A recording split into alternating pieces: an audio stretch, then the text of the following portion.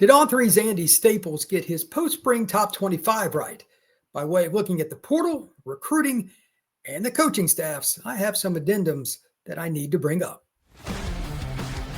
Locked On presents The Portal, the daily podcast covering college football recruiting and everything NIL. Part of the Locked On Podcast Network. Your team every day.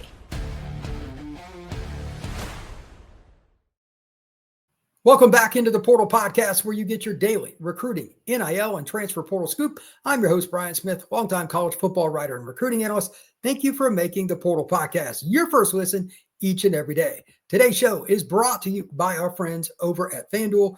Right now, new customers can get $200 in bonus bets when your first $5 bet wins. College football post-spring polls. Everybody does them. They're fun. And B, there's nothing else to talk about. That's just reality. Before we get into the complete, reckless, hazardous, and crazy recruiting cycle, which probably begins about now, but at the end of April, after the spring games, there's nothing else. The recruiting visits haven't really started. Andy Staples and everybody else, they do polls. I like reading them, and I like to agree. For the most part, I think most of these guys, and Andy does a tremendous job, do a great job. But there are some things that I don't like with his poll, and I just want to use this as a barometer. To be clear, I think Andy Staples is tremendous at his job, and I think it is almost impossible to do a poll that doesn't have holes in it. I'm going to do my own post-spring poll probably by the end of this month, if not early June. There's still some transfer portal stuff going on, and I don't trust doing a poll now because there could be a really good player that changes my mind on where a team's ranked. So I'm going to hold off personally.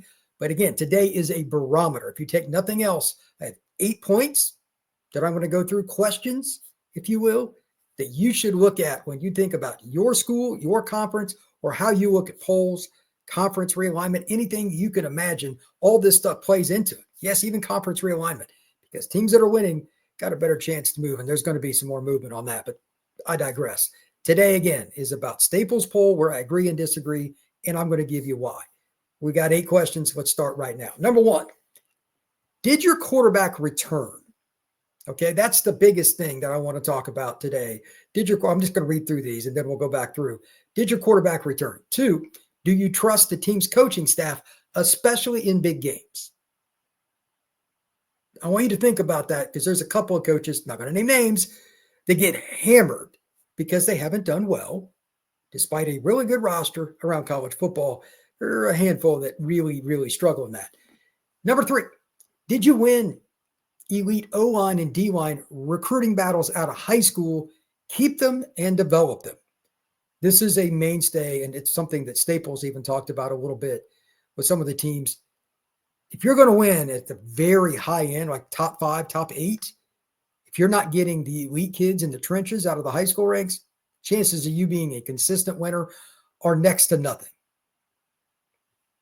It's been proven for decades. That's not changing now. Number 4, do you have a go-to receiver? This is the new one. It used to be, like even at Bama, as late as 2016, 2017, they had some good receivers, don't get me wrong, but they didn't go all in until about 2018, when it was just crazy how much they were throwing the football.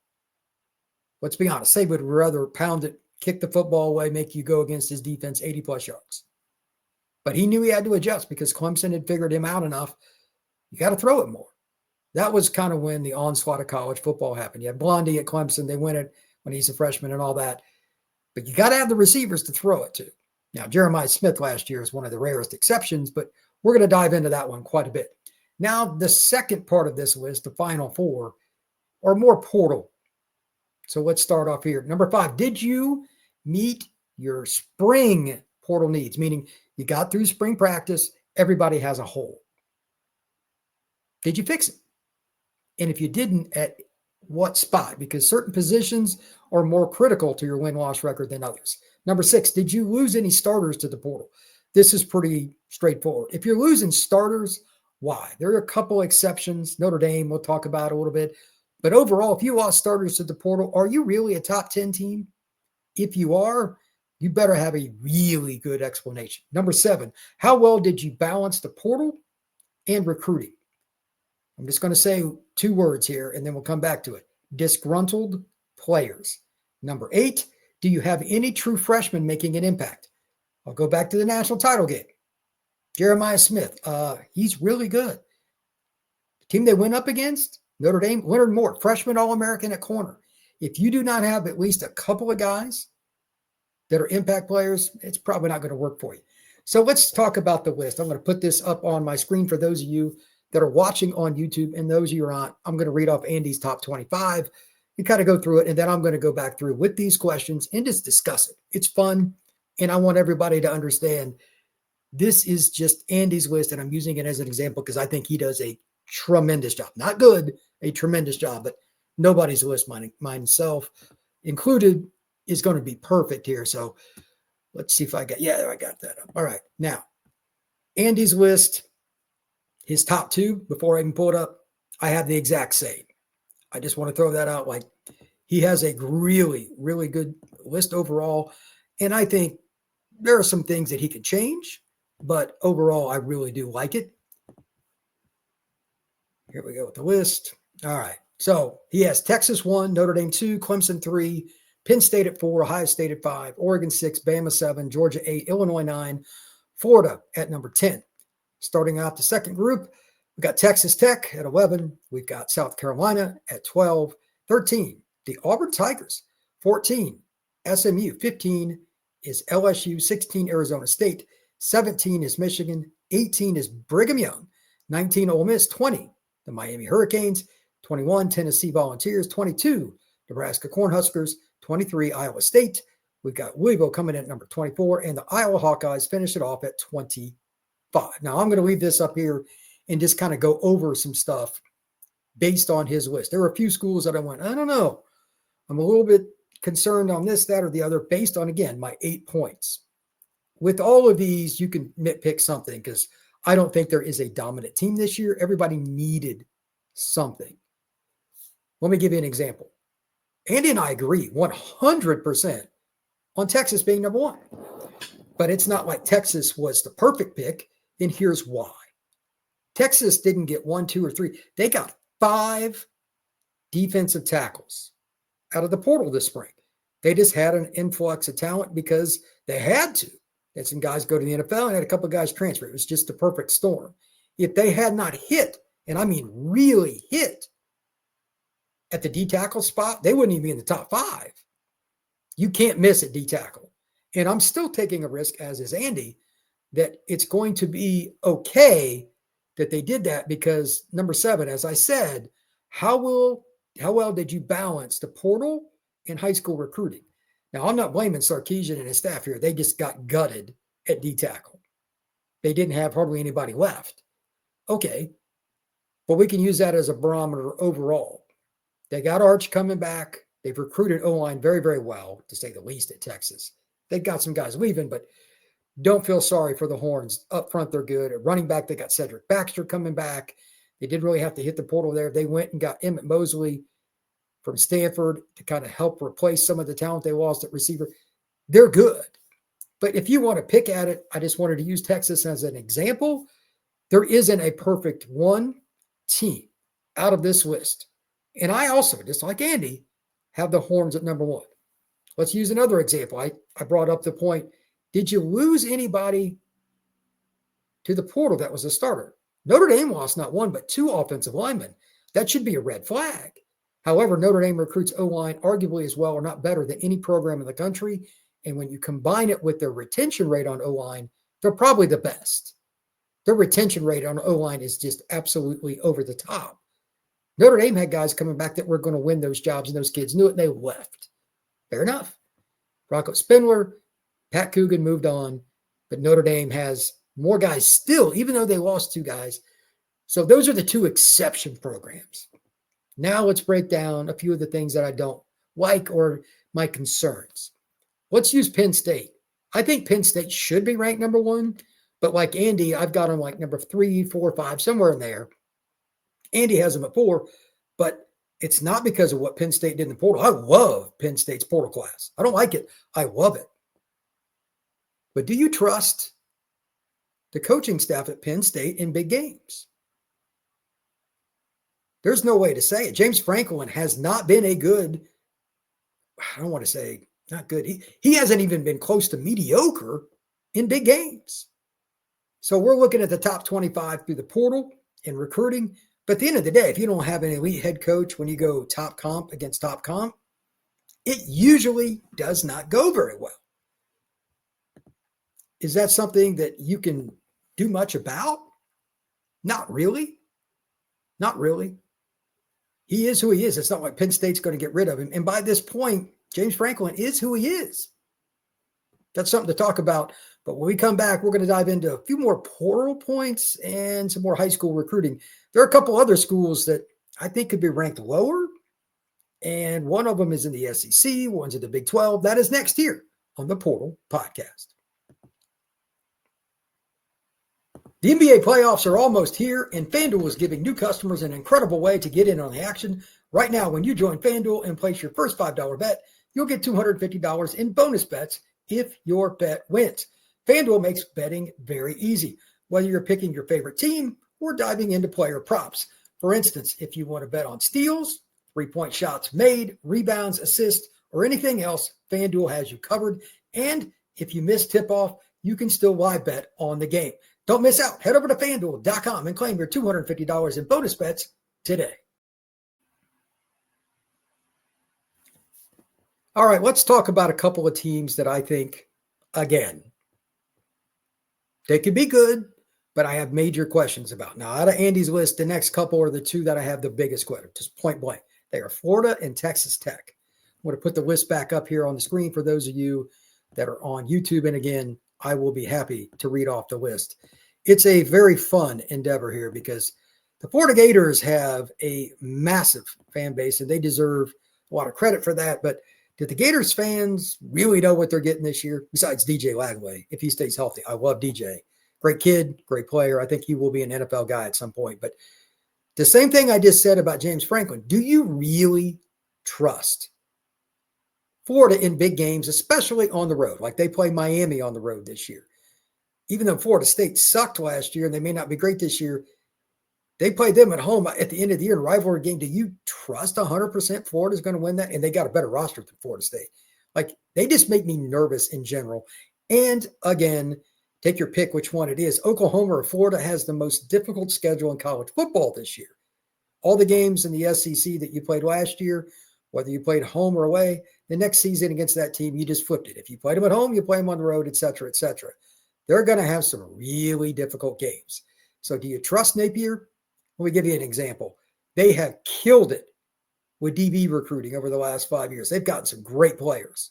And they were 83rd in the nation last year in passing defense. At Florida, it's not a matter of recruiting. It's just development there. I don't trust him until he otherwise proves that he can consistently win games and not have those hiccups that weekend where it's like, what is this? I get why Andy has him at 10. Like the roster for Florida is really good. It is. It should be somewhere between 10 and 15. But I don't think they will finish in the top 15 because I think Florida will find a way to screw it up. Prove me wrong. And it would be good, by the way, in college football if Florida was better because they have so many fans that love them. Or like most people, if you're really good, you have a bunch of people that hate Florida. It's the rivalry stuff. College football fans get after each other. It's, especially on social media. Be careful about that. Don't be a keyboard warrior. But still, people love to root against them too. Well, they're not that great. We should know by the end of September. They play at Miami, etc. But with all the talent they have coming in, and they got another good recruiting class, they'll have a few guys come in and do something. But do you trust Billy and his staff in big games? I don't know. I'm leaning no on that one until otherwise proven. The other one is who he's got right behind them at number 11. And I hope I'm dead wrong on this one. I think they will be good, but I don't know if they will be good enough. And that's Texas Tech. I wouldn't move them down a bunch, maybe 3-4 spots. But I think Texas Tech is a school that still has to prove it. And there's one other thing outside my list here. Like Do you have a quarterback returns and all these different things? I just wonder about this, and this is the only school I'm going to say this about on this list. This will be the first year that Texas Tech has high expectations. This is the anomaly point that I want to make. If it's a school that's expected to break through, how does the extra pressure handled by the players? How's it handled by the staff? How's it handled by the head coach on game? We just don't know. Coach Joey McGuire's done a great job of assembling talent. And just to bring up a point like my number 8, again, do you have any freshmen? They're going to be impact guys. I could see that being a case with this program. Corey Butler Jr. is a good receiver they got coming in, probably going to be a slot. Maybe he's your punt return guy. Maybe he helps you during the latter stages of the season and makes an impact. They got some other guys too. Texas Tech's got a better recruiting class than what a lot of people know, but they are still very portal dependent, and they brought in a lot of guys that they spent big money on. So that goes back to number 7. Because of how you balance the portal with high school, does Texas Tech have disgruntled players? I don't know, man. That's a rough one. That's a really, really rough one. Let's go to number 13, Auburn. I think they're way overranked. Way, way overranked. I live in Auburn. I'm around the program. They got great guys over there. Hugh Freeze is really nice and all that. But until they figure it out on game day in big moments, I don't trust what's going on. I don't even know how to define it. I don't think it's necessarily coaching, but they have snatched defeat from the jaws of victory so many times over the first 2 seasons for Hugh Freeze. I don't know how else to put it. There's no way I would rank the 13th on that alone. And B, it's just quarterback. That's the number one thing. They don't return their quarterback, but they have a guy coming in Jackson Arnold's very talented, but there's a lot of stuff talked, about Deuce Knight, the lefty that's coming in, the freshman. Should he be playing? How does that work? That could also screw up the locker room, because once the locker room's divided on who should be behind center, you're in a world of hurt. So Auburn at 13, I think, is too much. I think they're going to be 7-5, 8-4. Their schedule's brutal. They do get Bama and Georgia at home. I could see them winning one of those games because Auburn's just weird like that. They shouldn't beat either one of those, but I have a feeling they'll beat at least one of them. That's just Auburn football in general. But at the same time, again, I don't know if they have the ability, even with all their transfer efforts, and they did a nice job in the spring window, meeting some needs, getting some good D linemen. They got more balance. But I don't know if I trust the staff, and then the quarterback situation. Good portal addition, but he got ran out basically at Oklahoma, and he was supposed to be their guy. Oklahoma had given Jackson Arnold the job and got rid of the former quarterback. So it's pretty wild. Finally, the program that I want to talk about is Ole Miss. This one is unique because Lane Kiffin has not been good in big games. Like his record, much like James Franklin in big games, is not where it needs to be. But I think Lane is a better game day coach than James Franklin. I don't know if he's got the same roster, especially the offensive line. They haven't recruited anywhere near what Penn State has offensive line-wise. But he's a tremendous play caller, and he has a wild card. Now, the first thing I put on the list, and I would always put this here, did you get your returning quarterback through spring? Is he healthy? Did you even have anybody in spring that you trusted, et cetera? However you want to talk about that. I said returning quarterback, but at least somebody played or something. Well, I'm going against my own trend here. This is my one where I would move them up quite a bit. I think they will be top 15. Conservatively for me, probably around number 10 when I do my poll. And that's because I know Austin Simmons. This is a rare bird at quarterback. He graduated high school 2 years early. Not one, 2.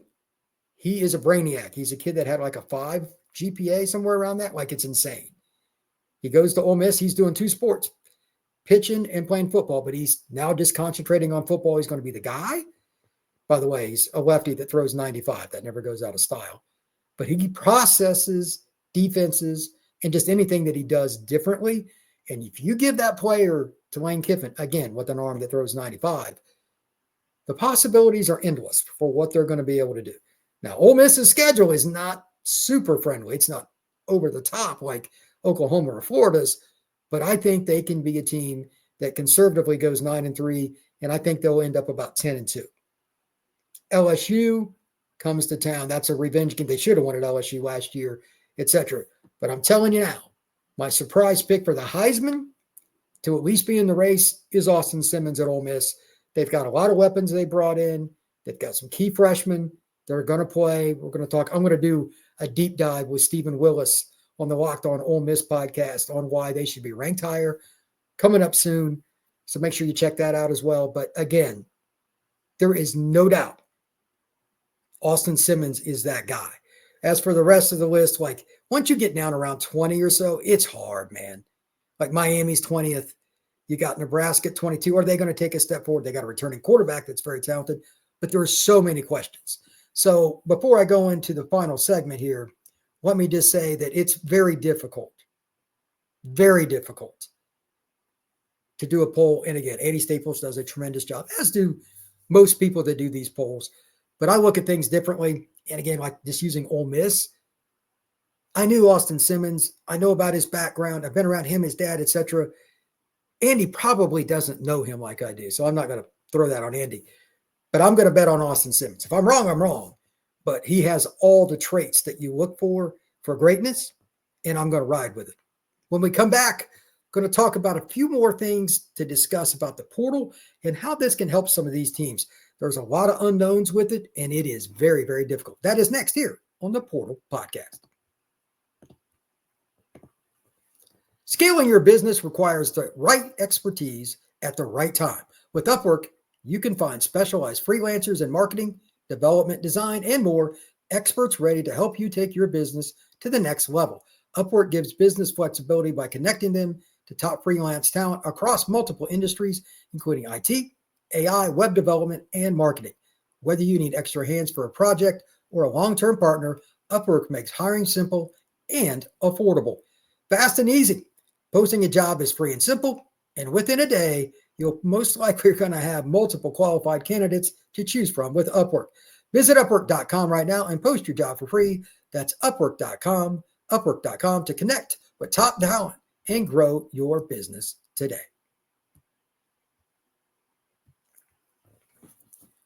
Who are the hidden players in the transfer portal? Even somebody like me who literally studies the portal 7 days a week are not going to expect to make a play. When you look at these polls, top 25, top 10, top quarterback, top position groups, whatever it is, there's always the elephant in the room, and that's because of the transfer portal. You don't know how guys are going to assimilate to any position group, let alone an offense or a defense or special teams, because they're in a new city, new coaching staff.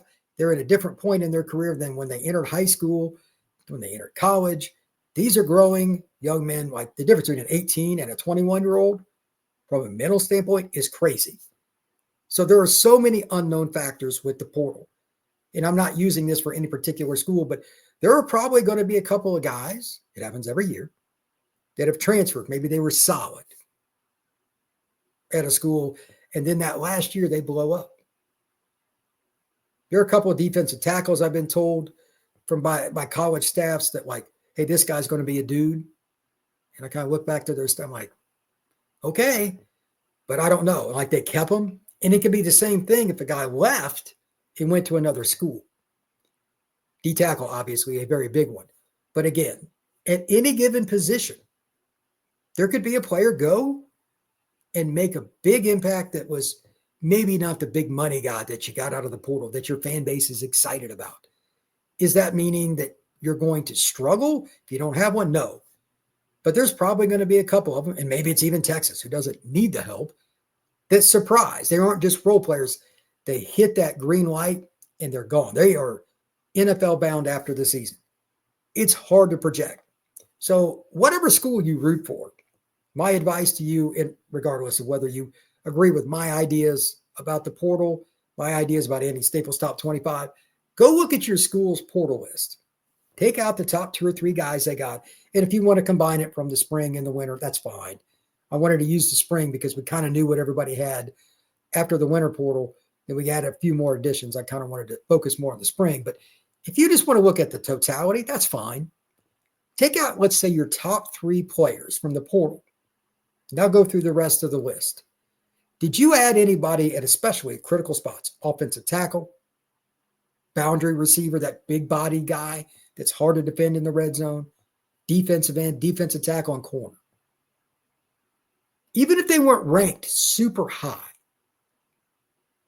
did you get guys there to at least push the pile, push the competition, and make it better? Now, I know this may go against number 7. I've said it multiple times here on the show today. How well did you balance the portal with high school? And that still may not work, because even if you got the talent, you may tick off some players and they may not be all the way bought in because they were developed for a couple of years. They thought they were going to get their shot, and you bring in a portal guy. I don't think you can fix that, because I understand coaches going after players to, quote unquote, improve the roster. Of course you're going to. Why would you not? But at the same time, those are the breaks. It's the randomness of the transfer portal that makes post-spring top 25s, whether it's Andy Staples or anybody else, super difficult. Andy's smart enough to know that, but I just want to bring that up for anybody that's looking at their own school. If you're going to have a great year this next season, you're probably going to have one of these unknowns or guy that doesn't come in with much fanfare and blow up. But if you came up short, like if you go 7-5 and you were hoping your school was going to be 9-3, 10-2, if those second layer of portal players, if there's not anybody that blew up and really had a good year, that's a pretty good reason for that. How that works together, I don't know if that magic elixir can be defined in any formula, because sometimes the portal players come in, it doesn't work as well as you think. Guys get disgruntled. He got more money than me, etc. It's the NIL era. It doesn't always work great. Look at Florida State in 2024. There was some disgruntlement about players they brought in, and it blew up and then went 2-10. It can happen to anybody. They were 13-1 the year before. It's wild. Again, did you get somebody that blew up that wasn't a frontline guy? And of course, you need your frontline guys from the portal to hit. That's the obvious. But if you didn't, then you're relying on more freshmen, redshirt freshmen, to take a big step forward. Is that realistic? I mean, there's one Jeremiah Smith. Leonard Moore was a surprise, even for Notre Dame staff. They knew he was good, but did they expect him to be a freshman All-American when Benjamin Morrison got hurt? You need your portal guys to hit. It is an inexact science, and it's wild to talk about, but it's not something that's very easy to discuss either. Thank you once again for making the Portal Podcast your first listen each and every day. Truly appreciate you stopping in to get all your latest recruiting, NIL, and transfer portal news. I'm Brian Smith. I'm going to be here every day doing different podcasts, breaking down recruits, talking about all the different recruiting industry stuff that's going on. By the way, all the OBs are getting ready to start. We're going to see commitments going crazy starting this weekend. I'm looking forward to it. I hope you are as well. But as a final reminder, the portal is not technically closed because you can still sign. The players just can't get in. We're going to have portal news every day as well. Thank you once again. Please hit that like button, hit that subscribe, give us a 5-star review, and take care.